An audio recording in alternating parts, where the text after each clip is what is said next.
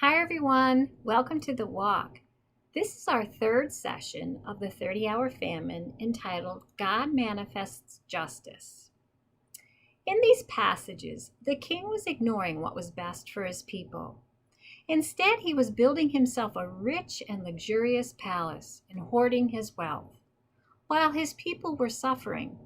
He only cared about himself. So God sent a prophet, Jeremiah, to remind the king what God's kind of justice looks like.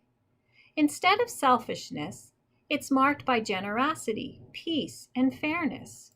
With God's words, Jeremiah asked the king, "Does it make you a king to have more and more cedar?" This question shows us that in God's kingdom, material things and possessions aren't the marks of greatness. Instead, doing what is right and just are. The people of that day wanted to know God and asked Jeremiah what is right and just. Jeremiah went on to prophesy about a better king, one who is coming and will reign wisely in God's ways and will save all oppressed people from evil rulers. Even a world messed up by sin, God made a way to right every wrong and injustice. Through Jesus, he carries out the plan of salvation and shows us a better way to live, a right and just way to live. Here's something to think about. You're probably not building yourself a cedar palace, but in what ways could we be building up our own kingdom?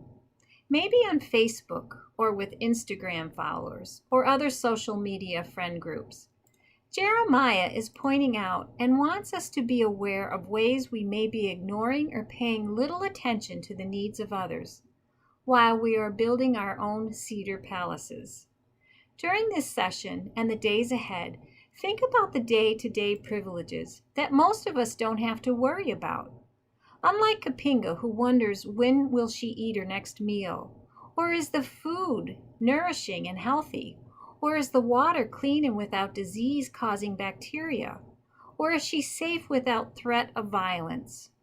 We live in a country that for the most part we can trust that our systems and laws will take care of us and protect us. We don't have to worry or wonder about injustice like Kapinga. Let's continue to walk in the footsteps of Jesus and do what is right and just by caring for those in need and being grateful for all we have. Have a great week. Love and miss you all.